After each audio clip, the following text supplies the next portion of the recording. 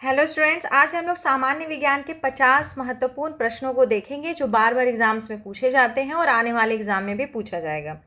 आप जेपीएससी या जेएसएससी किसी भी परीक्षा की तैयारी करते हैं, आपको सामान्य ज्ञान एक टॉपिक है जो पढ़ना रहता है। अभी आप क्षेत्रीय कार्यकर्ता और कक्षपाल का भी एग्ज़ाम देने जा रहे हैं, तो उसमें साइंस से आपको क्वेश्चंस पूछे जाएंगे, तो आप इसको ज़रूर से देखिए। पूरा वीडियो बहुत इंपॉर्टेंट है। पहला क्वेश्चन है, डेसिबल का प्रयोग किसकी तीव्रता नापने के लिए किया जाता है? तो इसका सही आंसर ऑप्शन बी हो जाएगा, ध्वनि की तीव्रता, यानी कि इंटेंसिटी ऑफ साउंड। ध्वनि के स्तर को डेसिबल में मापा जाता है। आम बातचीत लगभग 60 डेसिबल की होती है, जबकि 85 डेसिबल से तेज आवाज़ हमारे कानों को नुकसान पहुंचा सकती है। दूसरा नंबर क्वेश्चन है कि एलपीजी रसोई गैस में मुख्य रूप से कौन सी गैसें होती हैं? इसका सही आंसर है ऑप्शन बी, प्रोपेन और ब्यूटेन। हमारे घरों के सिलेंडरों में भरी जाने वाली लिक्विफाइड पेट्रोल गैस, जिसको हम लोग एलपीजी कहते हैं, इसमें मुख्य रूप से प्रोपेन और ब्यूटेन गैस उच्च दाब पर भरी जाती है। नेक्स्ट क्वेश्चन है तीसरा नंबर क्वेश्चन है, मनुष्य के शरीर का सामान्य तापमान कितना होता है? ऑप्शन ए सही है, 37 डिग्री सेल्सियस या 98.6 डिग्री फ़ारेनहाइट। एक स्वस्थ मानव शरीर का सामान्य तापमान सेल्सियस स्केल पर 37 डिग्री सेल्सियस और फ़ारेनहाइट स्केल पर 98.6 डिग्री फ़ारेनहाइट होता है। इससे ऊपर जाने पर हमें बुखार महसूस होने लगता है। अगला क्वेश्चन 4 नंबर, आकाश का रंग नीला किसके कारण दिखाई देता है? तो इसका सही आंसर ऑप्शन बी हो जाएगा, प्रकाश के प्रकीर्णन के कारण, यानी कि स्कैटरिंग ऑफ लाइट। जब सूरज का प्रकाश पृथ्वी के वायुमंडल में प्रवेश करता है तो हवा के महीन कणों द्वारा नीले रंग का बिखराव, यानी कि नीले रंग का प्रकीर्णन सबसे ज़्यादा होता है, जिससे आसमान नीला दिखाई देता है। अगला क्वेश्चन पढ़ेंगे, 5वां नंबर क्वेश्चन, क्विक सिल्वर के नाम से किस धातु को जाना जाता है? तो इसका सही आंसर ऑप्शन बी है, मरकरी। इसी को हिंदी में पारा कहते हैं। पारा कमरे के तापमान पर इकलौती द्रव धातु है जो चांदी जैसे चमकदार होती है और तेजी से फैलती है, इसलिए इसे क्विक सिल्वर भी कहा जाता है। इंपॉर्टेंट क्वेश्चन है ये, इस पर जरूर ध्यान रखिएगा। 6ठा नंबर क्वेश्चन है, मानव शरीर की सबसे बड़ी हड्डी फीमर कहाँ पाई जाती है? तो उसका सही आंसर ऑप्शन बी है, जांघ में, यानी कि थाई में पाया जाता है। हमारे पैर के ऊपरी हिस्से यानी जांघ में पाई जाने वाली फीमर हड्डी मानव शरीर की सबसे लंबी, भारी और सबसे मजबूत हड्डी होती है। नेक्स्ट क्वेश्चन है 7 नंबर, बिजली के बल्ब का फिलामेंट तंतु किस धातु का बना होता है? तो इसका सही आंसर है ऑप्शन सी, टंगस्टन का बना होता है। टंगस्टन का गलनांक यानी कि मेल्टिंग पॉइंट, तो टंगस्टन का मेल्टिंग पॉइंट बहुत ज़्यादा होता है, और बहुत ज़्यादा में कितना होता है? 3422 डिग्री सेल्सियस, बहुत ज़्यादा ही अपने आप में। इतनी भीषण गर्मी में भी यह पिघलता नहीं है बल्कि चमकने लगता है, इसलिए इसका उपयोग बल्ब में होता है। इस टाइप का रहता था बल्ब में जुड़ा हुआ, वही था टंगस्टन। हवा में किस गैस की अधिकता के कारण तांबे के बर्तन धीरे धीरे हरे हो जाते हैं? आपके घर में जो कॉपर का बर्तन होगा उसमें हरा हरा रंग का परत जम जाता है, तो क्वेश्चन पूछ रहा है कि ऐसा क्यों होता है? तो ऑप्शन बी सही है, कार्बन डाइऑक्साइड और नमी की वजह से, यानी कि CO2 और मॉइस्चर की वजह से। तांबा जब हवा में मौजूद कार्बन डाइऑक्साइड और नमी से लंबे समय तक क्रिया करता है तो उसके ऊपर कॉपर कार्बोनेट की एक पतली हरी परत जम जाती है। अगला क्वेश्चन पढ़ेंगे, 9 नंबर क्वेश्चन है, मायोपिया हिंदी में इसको निकट दृष्टि दोष कहते हैं। मायोपिया को ठीक करने के लिए किस लेंस का उपयोग किया जाता है? तो इसका सही आंसर ऑप्शन बी है, अवतल लेंस। मायोपिया से पीड़ित इंसान को पास की चीज़ें तो साफ से दिखती हैं, लेकिन दूर की चीज़ें धुंधली दिखती है। अगर आपको ऐसा लग रहा होगा कि निकट दृष्टि दोष बोल रहे हैं और कह रहे हैं कि पास की चीज़ें ही साफ दिखती हैं और दूर की चीज़ें धुंधली, तो लगता है मैडम गलत बता रही है। नहीं, ऐसा नहीं है। निकट दृष्टि दोष का डेफिनेशन ही यही है कि इंसान को पास की चीज़ें तो साफ दिखती हैं लेकिन दूर की चीज़ें धुंधली दिखती हैं। इसे ठीक करने के लिए अवतल लेंस का चश्मा लगाया जाता है। अगला क्वेश्चन है 10 नंबर, किस गैस को हंसाने वाली गैस या लाफिंग गैस कहा जाता है? तो इसका सही आंसर ऑप्शन सी है, nitrous oxide. Nitrous oxide gas को सूंघने पर इंसान को थोड़ी देर के लिए हंसी आने लगती है और हल्का सा नशा महसूस होता है। इसका उपयोग डेंटिस्ट दर्द कम करने के लिए एनेस्थीसिया के रूप में भी प्रयोग करते हैं, ये भी याद रखिएगा। अगला क्वेश्चन 11 नंबर, मानव शरीर में आयोडीन की कमी से कौन सा रोग होता है? तो इसका सही आंसर है ऑप्शन बी, घेंगा। इसी को गॉइटर रोग कहते हैं। ठीक है। भोजन में आयोडीन की कमी होने पर गले में स्थित थायराइड ग्रंथि असामान्य रूप से बड़ी हो जाती है, जिससे गला सूज जाता है। इसे घेंघा रोग कहा जाता है। गला एकदम सूजा हुआ, फूला हुआ सा दिखाई देता है, इसी को बोलते हैं हम लोग घेंघा रोग। 12 नंबर क्वेश्चन है, डायनेमो का मुख्य कार्य क्या होता है? तो इसका सही आंसर हो जाएगा ऑप्शन बी, यांत्रिक ऊर्जा को विद्युत ऊर्जा में बदलना। देखिए, आपके लिए थोड़ा सा कोशिश किए हैं। अगर कोई क्वेश्चन फिजिक्स का है तो उसके बगल में फिजिक्स लिखा है, अगर कोई क्वेश्चन बायो का है तो उसके बगल में बायो लिखा हुआ है। आपकी सहूलियत के लिए काम किया गया है। अगर कोई दिक्कत हो तो आप इसका यूज़ कीजिए। ठीक है। चलिए, तो हम लोग क्या क्वेश्चन पढ़े थे? 12 नंबर पढ़े थे, डायनेमो का मुख्य कार्य क्या है। विवरण है इसका, डायनेमो जैसे जनरेटर का अंदरूनी भाग जो है जब घूमता है तो वह चुंबकीय प्रभाव की मदद से बिजली पैदा करता है। 12 नंबर क्वेश्चन हो गया। 13 नंबर क्वेश्चन है कि शुद्ध पानी का पीएच मान कितना होता है? तो इसका सही आंसर है 7 होता है। 7 को हम लोग न्यूट्रल कहते हैं। 7 से नीचे गया तो वो अम्लीय हुआ, 7 से ऊपर गया तो वो क्षारीय हुआ। विवरण पढ़िए, शुद्ध या डिस्टिल्ड वाटर का पीएच मान 7 होता है, जिसका मतलब है कि पानी ना तो अम्लीय है और ना ही क्षारीय है। मतलब कि पानी ना तो एसिडिक नेचर का है, ना ही वो अल्कलाइन नेचर का है। यह पूरी तरह से उदासीन है। अगला क्वेश्चन है, सर्वग्राही रक्त समूह यानी कि यूनिवर्सल रिसेप्टर ब्लड ग्रुप कौन सा है? इसका मतलब होता है कि जो सबसे ले, सर्वग्राही मतलब सबसे वो एक्सेप्ट कर सकता है, ले सकता है। तो इसका सही आंसर ऑप्शन डी है, A B. Blood group A B, विशेषकर ए बी पॉजिटिव के पास खून में कोई भी एंटीबॉडी नहीं होता, इसलिए आपातकाल में यह किसी भी अन्य ब्लड जैसे कि ए हो, बी हो, ए बी हो या ओ ब्लड ग्रुप वाला कोई हो, उसका खून बिना किसी नुकसान से ले सकता है। चलिए, 15 नंबर क्वेश्चन है कि वाहनों के पीछे का ट्रैफिक देखने के लिए साइड मिरर में किस दर्पण का उपयोग किया जाता है? तो इसका सही आंसर ऑप्शन बी हो जाएगा, उत्तल दर्पण। उत्तल दर्पण हमेशा वस्तु का सीधा और छोटा प्रतिबिंब बनाता है, जिससे ड्राइवर को पीछे के बहुत बड़े हाईवे या ट्रैफिक क्षेत्र को आसानी से देखने में मदद मिलती है। ठीक है। अगला क्वेश्चन 16 नंबर, जंग लगना यानी कि उसको हम लोग रस्टिंग कहते हैं। रस्टिंग किस प्रकार की रासायनिक अभिक्रिया का उदाहरण है? तो इसका सही आंसर ऑप्शन बी हो जाएगा, ऑक्सीडेशन का उदाहरण है। हिंदी में कहते हैं ऑक्सीकरण अभिक्रिया।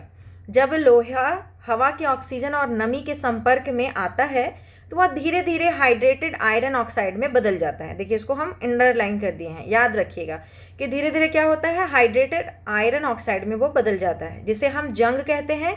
यह एक ऑक्सीकरण प्रक्रिया है, ऑक्सीडेशन है ये। 17 नंबर क्वेश्चन,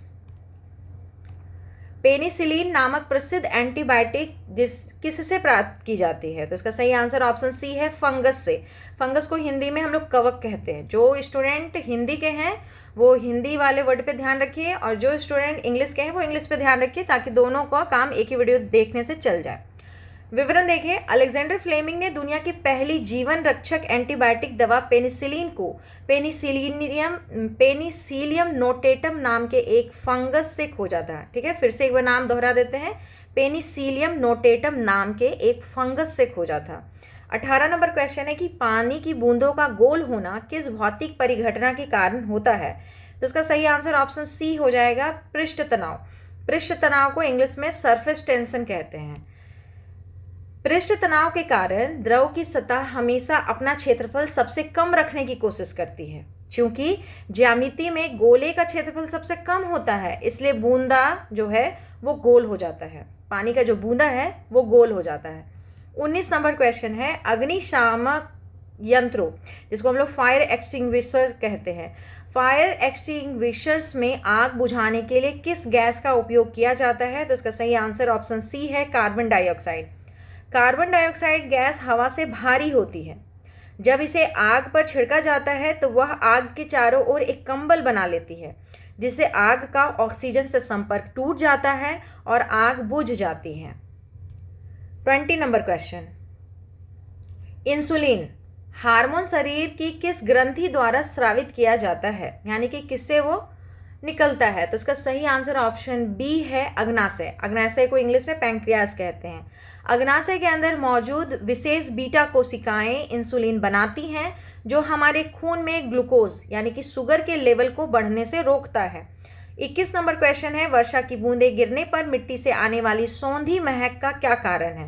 देखिए हम लोग जब पहला बारिश होता है तो मिट्टी का जो सौंधा सौंधा खुशबू आता है वो बहुत अच्छा लगता है, बहुत लोगों को बहुत अच्छा लगता है। तो आज आप जानिए कि ये ऐसा क्यों होता है। तो इसमें देखिए ऑप्शन बी सही है, एक्टिनोमाइसीटिस बैक्टीरिया के कारण होता है। सूखी मिट्टी में एक्टिनोमाइसीटिस नाम के बैक्टीरिया कुछ स्पोर्स और तेल छोड़ते हैं। जब पहली बारिश की बूंदें इस पर गिरती हैं तो यह हवा में घुलकर एक शानदार खुशबू पैदा करती है जिसे पेट्रीचोर कहते हैं। ठीक है, ये वर्ड भी याद रखिएगा, इसको क्या कहते हैं, इसको पेट्रीचोर कहते हैं। अगला क्वेश्चन है 22 नंबर, सूर्य में ऊर्जा का निरंतर निर्माण किस प्रक्रिया द्वारा होता है। तो इसका सही आंसर ऑप्शन बी है, न्यूक्लियर फ्यूजन। देखिए फ्यूजन पे नहीं, बी लगाइए। नाभिक के संलयन, इसी को इंग्लिश में कहते हैं न्यूक्लियर फ्यूजन, कंफ्यूजन नहीं रखना है, न्यूक्लियर फ्यूजन। सूर्य के केंद्र में अत्यधिक उच्च दाब और तापमान पर 4 हाइड्रोजन के नाभिक आपस में मिलकर एक हीलियम का नाभिक बनाते हैं। इस प्रक्रिया में भयानक मात्रा में ऊर्जा निकलती है जिसको हम लोग नाभिक के संलयन, न्यूक्लियर फ्यूजन कहते हैं। अगला क्वेश्चन है 23 नंबर, चींटी के काटने पर त्वचा में जलन किस अम्ल के कारण होता है। तो इसका सही आंसर है ऑप्शन बी, फॉर्मिक अम्ल, या इसी को मेथनोइक अम्ल भी कहते हैं। ठीक है, जब लाल चींटी या मधुमक्खी काटती है तो वे हमारी त्वचा के अंदर फॉर्मिक एसिड इंजेक्ट कर देती है क्योंकि उसके डंक में होता है। इसे उदासीन करने के लिए हम बेकिंग सोडा या कैलामाइन लोशन लगाते हैं। अगला क्वेश्चन है 24 नंबर, मानव शरीर की सबसे छोटी हड्डी स्टेप्स कहाँ पाई जाती है। तो इसका सही आंसर ऑप्शन बी है, कान में पाई जाती है। हमारे मध्य कान के अंदर चावल के दाने से भी छोटी एक हड्डी होती है जिसे स्टेप्स कहते हैं, या ध्वनि तरंगों के कंपन को अंदर भेजने में मदद करती है। सबसे छोटा हड्डी यही है। अगला question 25 number, optical fibre internet cable किस सिद्धांत पर कार्य करता है। ये सब क्वेश्चन इंपॉर्टेंट होता है, ध्यान रखिएगा। ऑप्शन बी सही है कि पूर्ण आंतरिक परावर्तन पर, यानी कि टोटल इंटरनल रिफ्लेक्शन पर। हाई स्पीड इंटरनेट वाले फाइबर केबल्स के अंदर डेटा को प्रकाश की किरणों के रूप में भेजा जाता है जो कांच की दीवारों से टकराकर बिना अपनी ऊर्जा खोए पूर्ण आंतरिक परावर्तन के जरिए आगे बढ़ती है। 26 नंबर क्वेश्चन है कि पेंसिल की लीड बनाने में किस कार्बन के अपरूप का उपयोग किया जाता है। यानी कि जिस पेंसिल से आप लिखते हैं उस पेंसिल का जो नीब है वो क्या है, किस कार्बन का अपरूप है। तो इसका सही आंसर ऑप्शन बी है, ग्रेफाइट का। ग्रेफाइट कार्बन का एक ऐसा रूप है जो बहुत मुलायम, चिकना और काले रंग का होता है। इसके इसी गुण के कारण इसे मिट्टी के साथ मिलाकर पेंसिल की नोक बनाई जाती है। ठीक है, तो इसका नाम क्या है, ग्रेफाइट। अगला क्वेश्चन 27 नंबर, रक्त का लाल रंग किस प्रोटीन के कारण होता है। तो इसका सही आंसर ऑप्शन बी, हीमोग्लोबिन। हमारे खून की लाल रक्त कोशिकाओं में हीमोग्लोबिन प्रोटीन होता है जिसमें लोहा मतलब आयरन मौजूद होता है। जब यह ऑक्सीजन से जुड़ता है तो इसका रंग चटक लाल हो जाता है। अगला क्वेश्चन 28 नंबर, विद्युत धारा यानी कि इलेक्ट्रिक करंट को मापने वाले यंत्र को क्या कहा जाता है। तो इसका सही आंसर ऑप्शन बी है, एमीटर। किसी बिजली के परिपथ में कितना करंट या एम्पियर बह रहा है इसका सटीक पता लगाने के लिए सीरीज में एमीटर लगाया जाता है। अगला क्वेश्चन है 29 नंबर, सिरका यानी कि विनेगर में कौन सा अम्ल मुख्य रूप से पाया जाता है। तो इसका सही आंसर ऑप्शन बी है, एसिटिक अम्ल। चाउमीन या अचार में जो खट्टा सिरका डाला जाता है वह वास्तव में पानी में 5 से 8% एसिटिक एसिड का मिश्रण होता है जिसका वैज्ञानिक नाम एथेनोइक एसिड है। ठीक है, 30 नंबर क्वेश्चन है, पेड़ पौधों में पत्तियों का हरा रंग किसके कारण होता है। ये हम लोग बचपन से पढ़ते आ रहे हैं। ऑप्शन बी सही है, क्लोरोफिल। क्लोरोफिल एक हरा पिगमेंट है जो सूरज की धूप को सोख कर पौधों के लिए भोजन बनाने, यानी कि भोजन जो पौधे बनाते हैं उसको प्रकाश संश्लेषण कहते हैं। प्रकाश संश्लेषण का सबसे मुख्य कार्य करता है क्लोरोफिल। अगला क्वेश्चन 31 नंबर, रॉकेट का उड़ना न्यूटन के किस नियम पर आधारित है। तो उसका सही आंसर ऑप्शन सी है, तृतीय नियम, action is equal to reaction. यही है ना तीसरा नियम। न्यूटन का तीसरा नियम कहता है कि हर क्रिया के बराबर और विपरीत प्रतिक्रिया होती है। रॉकेट के पीछे से जब गर्म गैसें भारी ताकत से नीचे निकलती हैं तो क्रिया हुआ, तो रॉकेट उतनी ही तेजी से ऊपर भागता है, तो यह उसका प्रतिक्रिया हुआ। ठीक है, एक्शन और रिएक्शन। अगला क्वेश्चन है 32 नंबर, ब्लीचिंग पाउडर का रासायनिक नाम क्या है? तो इसका सही आंसर ऑप्शन बी है कैल्शियम ऑक्सीक्लोराइड। ब्लीचिंग पाउडर का नाम क्या है? रासायनिक नाम कैल्शियम ऑक्सीक्लोराइड। इसको सूत्र में देखिए CaOCl2, 2 नीचे लिखाएगा, ठीक है, प्रिंट यहाँ देखिए CaOCl2 ऐसे नीचे लिखना है। ब्लीचिंग पाउडर का उपयोग पानी को कीटाणु मुक्त करने और कपड़ों का रंग उड़ाने के लिए किया जाता है। इसका रासायनिक सूत्र CaOCl2 होता है। यहाँ जो लिखा हुआ है ये पैटर्न सही है, ठीक है, ये 2 थोड़ा नीचे लिखना चाहिए। 33 नंबर क्वेश्चन है पीलिया। पीलिया को हम लोग कौन सी बीमारी इंग्लिश में कहते हैं? उसको जॉन्डिस। जॉन्डिस रोग में मानव शरीर का कौन सा अंग सबसे ज़्यादा प्रभावित होता है? तो इसका सही आंसर ऑप्शन बी है यकृत, यानी कि लिवर। पीलिया होने पर हमारा लिवर खून में मौजूद बिलीरुबिन नाम के पीले कचरे को फिल्टर नहीं कर पाता। इसका नाम क्या है? एक बार और पढ़िए। इसको बोलते हैं बिलीरुबिन। इस कचरे को वो फिल्टर नहीं कर पा रहा है, जिससे यह पूरे शरीर में फैल जाता है और आंखें व त्वचा पीली दिखने लगती है। इसी को पीलिया रोग कहते हैं, इंग्लिश में जॉन्डिस कहते हैं। अगला है 34 नंबर, ध्वनि तरंगे किस माध्यम में यात्रा नहीं कर सकती? ध्वनि तरंगे यानी कि साउंड वेव्स, जो आवाज़ आपके मुंह से निकलता है, वो सभी जो भी साउंड है वो वेव्स जो है किस माध्यम में यात्रा नहीं कर सकती है? तो ऑप्शन सी है निर्वात में, यानी वैक्यूम में ये यात्रा नहीं करेगा। ध्वनि तरंगों को चलने के लिए किसी ना किसी माध्यम, ठोस, द्रव या गैस के कणों की जरूरत होती है। अंतरिक्ष या निर्वात में कोई हवा या कण नहीं होता, इसलिए वहां आवाज़ सुनाई नहीं देती। अगला क्वेश्चन 35 नंबर, किस धातु को रणनीतिक धातु यानी कि स्ट्रेटेजिक मेटल या भविष्य की धातु कहा जाता है? तो इसका सही आंसर ऑप्शन सी है, टाइटेनियम को कहा जाता है। टाइटेनियम लोहे जितना मजबूत लेकिन वजन में बहुत हल्का होता है। इस पर कभी जंग नहीं लगता, इसलिए इसका उपयोग हवाई जहाज बनाने, रॉकेट बनाने और युद्ध के आधुनिक हथियार बनाने में होता है। 36 नंबर क्वेश्चन, दूध को दही में बदलने वाले जीवाणु यानी कि बैक्टीरिया का नाम बताइए? तो इसका सही आंसर ऑप्शन बी है लैक्टोबैसिलस। यह मित्र बैक्टीरिया दूध में पाई जाने वाली लैक्टोज शर्करा को लैक्टिक एसिड में बदल देता है, जिससे दूध गाढ़ा और खट्टा होकर दही बन जाता है। 36 नंबर तो हो गया। 37 नंबर क्वेश्चन पढ़िए, पहाड़ों पर खाना देर से क्यों पकता है? तो इसका सही आंसर ऑप्शन बी है, वायुमंडलीय दाब कम होने से पानी का क्वथनांक गिर जाता है। ऐसे देखिए, पानी का क्वथनांक 100 डिग्री सेल्सियस है, मतलब 100 डिग्री सेल्सियस पर वो उबलना शुरू होता है, लेकिन पहाड़ों पर वो 90 डिग्री सेल्सियस पर ही उबलने लग जाता है। तो पूरा विवरण एक बार में पढ़ेंगे। पहाड़ों पर हवा का दबाव कम होता है, जिससे पानी 100 डिग्री सेल्सियस के बजाय 90 डिग्री सेल्सियस पर ही उबलने लगता है। कम तापमान के कारण खाना पकने में ज़्यादा समय लेता है। चलिए 38 नंबर क्वेश्चन, धोने का सोडा यानी कि वॉशिंग सोडा का सही रासायनिक सूत्र बताइए? तो इसका सही ऑप्शन हो जाएगा ऑप्शन बी, सोडियम कार्बोनेट। पूरा इसका फॉर्मूला देखिए,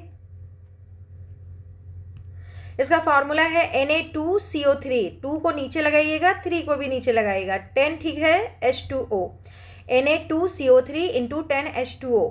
कपड़े धोने के सोडे को रासायनिक रूप से सोडियम कार्बोनेट डेकाहाइड्रेट कहा जाता है, जो कठोर पानी को नरम करके झाग बनाने में मदद करता है। अब 39 नंबर क्वेश्चन, मानव शरीर में पित्तरस यानी कि बाइल जूस का निर्माण कहाँ होता है? तो ऑप्शन बी सही है, लिवर में होता है। देखिए, छात्र अक्सर सोचते हैं कि पित्तरस पित्ताशय में बनता है, लेकिन ध्यान रखिए कि यह बनता लिवर में है और केवल जमा होने के लिए पित्ताशय यानी कि गाल ब्लैडर की थैली में जमा होता है। बना लिवर में लेकिन रहेगा नहीं वो लिवर में, वो जमा होगा गैल ब्लैडर में, उसी को हम लोग पित्ताशय कहते हैं। लेकिन जनरली हम लोग मानते हैं कि पित्त कहाँ बनता है? पित्ताशय में। नहीं, पित्त कहाँ स्टोर होता है? तो पित्ताशय में। बनता कहाँ है? तो लिवर में।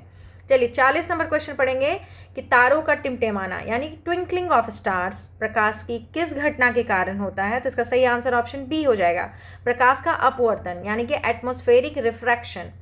जब तारों का प्रकाश पृथ्वी के वायुमंडल की अलग अलग तापमान और घनत्व वाली परतों से गुजरता है तो उसका लगातार अपवर्तन होता है, जिससे तारा कभी चमकीला तो कभी धुंधला दिखाई देता है। अगला क्वेश्चन है 41 नंबर, हंसाने वाली गैस की खोज किस वैज्ञानिक ने की थी? जरूर याद रखिएगा इनका नाम। तो ऑप्शन ए सही है, जोसेफ प्रिस्टले। साल 1772, बहुत पुराना ही है, साल 1772 में जोसेफ प्रिस्टले ने पहली बार नाइट्रस ऑक्साइड लाफिंग गैस की खोज की थी। अगला क्वेश्चन है 42 नंबर, मानव शरीर की किस ग्रंथि को मास्टर ग्रंथि कहा जाता है? तो इसका सही आंसर ऑप्शन बी है, पीयूष ग्रंथि या पिट्यूटरी ग्लैंड। मटर के दाने जैसी यह छोटी सी ग्रंथि हमारे मस्तिष्क के आधार में होती है। यह शरीर की बाकी सभी ग्रंथियों से निकलने वाले हार्मोन की रफ्तार को कंट्रोल करती है, इसीलिए इसको मास्टर ग्रंथि कहते हैं। नाम क्या है इसका? पीयूष ग्रंथि। इंग्लिश में इसको बोलते हैं पिट्यूटरी ग्लैंड। 43 नंबर क्वेश्चन है कि समुद्र की गहराई मापने वाले यंत्र को क्या कहा जाता है? तो ऑप्शन बी सही है, फेडोमीटर। फेडोमीटर सोनार तकनीक पर काम करता है। यह पानी के नीचे साउंड वेव्स भेजता है और उनके टकरा कर लौटने के समय से समुद्र की सटीक गहराई नाप लेता है। जितने देरी में वो साउंड आएगा वापस, तब तक ये पता लगा दिया जाएगा कि ठीक है, इसी हिसाब से वो नीचे गया था, दूरी इतना ही था। चलिए 44 नंबर क्वेश्चन है, चूहे मारने वाली दवा में मुख्य रूप से किस रसायन का उपयोग किया जाता है? तो इसका सही आंसर ऑप्शन ए है, जिंक फॉस्फाइड। चूहों के जहर यानी कि रोडेंटिसाइड में जिंक फॉस्फाइड या पोटेशियम साइनाइड का इस्तेमाल होता है। पेट में जाने के बाद यह बेहद जहरीली फॉस्फीन गैस बनाती है। क्या नाम है इसका? फॉस्फीन गैस बनाता है, जिससे चूहे की मृत्यु हो जाती है। अगला क्वेश्चन है 45 नंबर, मलेरिया की दवा कुनैन किस पेड़ की छाल से प्राप्त होती है? तो मलेरिया की दवा कुनैन याद हो गया होगा अब तक में। ऑप्शन सी सही है, सिनकोना। सिनकोना पेड़ की सूखी छाल को पीस कर कुनैन बनाई जाती है, जो मलेरिया फैलाने वाले प्लाज्मोडियम परजीवी को मार गिराने में सबसे अचूक दवा मानी जाती है। अगला क्वेश्चन है 46 नंबर, ट्रांसफार्मर का मुख्य कार्य क्या होता है? तो इसका सही आंसर है ऑप्शन बी, एसी वोल्टेज को कम या ज़्यादा करना। एसी वोल्टेज को कम या ज़्यादा करना इसका काम है। ट्रांसफार्मर केवल अल्टरनेटिंग करंट यानी कि एसी पर काम करता है। यह ग्रिड से आने वाली हाई वोल्टेज बिजली को कम करके हमारे घरों के उपयोग लायक 220 वोल्ट बनाता है। अगला क्वेश्चन पढ़ेंगे। 47 नंबर क्वेश्चन है कि सोने को यानी कि गोल्ड को पूरी तरह घोलने के लिए किस मिश्रण का उपयोग किया जाता है? तो इसका सही आंसर ऑप्शन बी है, एक्वारेजिया, या इसी को अम्लराज कहते हैं। एक्वारेजिया 3 भाग हाइड्रोक्लोरिक अम्ल यानी कि 3 भाग HCl लीजिए और 1 भाग नाइट्रिक अम्ल यानी कि HNO3 लीजिए। इसका एक बेहद शक्तिशाली और ताज़ा मिश्रण होता है, जो सोने और प्लैटिनम जैसी अक्रिय धातुओं को भी अपने अंदर गला लेता है। ठीक है, HCl 3 भाग और HNO3 1 पार्ट, बना क्या? अम्लराज या एक्वारेजिया। चलिए 48 नंबर, आरबीसी का जीवन काल सामान्यतः कितने दिनों का होता है? तो हम लोग जानते हैं कि 120 दिनों का होता है। लाल रक्त कोशिकाएं अस्थि मज्जा में पैदा होती है यानी कि बोन मैरो में ये बनता है। लगभग 120 दिनों तक पूरे शरीर में ऑक्सीजन की सप्लाई करता है और बूढ़े हो जाने पर प्लीहा यानी कि स्प्लीन में जाकर नष्ट हो जाता है। अगला क्वेश्चन है 49 नंबर, जेट इंजन और रॉकेट किस संरक्षण के सिद्धांत पर काम करते हैं? तो इसका सही आंसर है ऑप्शन सी, रेखीय संवेग संरक्षण। इसको इंग्लिश में बोलिए, कंजर्वेशन ऑफ लीनियर मोमेंटम। विवरण पढ़ेंगे। रॉकेट या जेट से पीछे की ओर निकलने वाली गैसों का संवेग रॉकेट को आगे की तरफ मिलने वाले संवेग के बिल्कुल बराबर होता है, जिससे कुल संवेग हमेशा सुरक्षित रहता है। इसे को बोलते हैं कंजर्वेशन ऑफ लीनियर मोमेंटम। अगला क्वेश्चन पढ़ेंगे 50 नंबर और इस वीडियो का अंतिम क्वेश्चन, जंग लगे लोहे के वजन में क्या बदलाव आता है? जैसे लोहा है, जंग लग गया तो क्या होगा? उसका भार बढ़ेगा कि घटेगा कि वैसा ही रहेगा? तो ऑप्शन बी सही है, वजन बढ़ जाता है। जब लोहे पर जंग लगता है तो लोहे के परमाणु हवा से ऑक्सीजन और नमी को सोख कर अपने साथ जोड़ लेते हैं। तो देखिए, हवा और नमी, उसमें ऑक्सीजन और नमी, तो उसमें क्या हो गया? ऐड हो गया, तो वेट भी क्या होगा? इंक्रीज होगा। इस अतिरिक्त ऑक्सीजन और पानी के जुड़ने के कारण लोहे का कुल वजन बढ़ जाता है। तो कोई पूछे कि जब लोहा में वजन बढ़ गया है और तो इसमें जंग लगा हुआ है, तो हाँ, बढ़ जाता है, घटता नहीं है, याद रखेंगे। चलिए इसी को यहीं समाप्त करते हैं। अगर वीडियो अच्छा लगे तो उसको ज़रूर से लाइक कर दीजिए, चैनल को सब्सक्राइब कर लीजिए। धन्यवाद।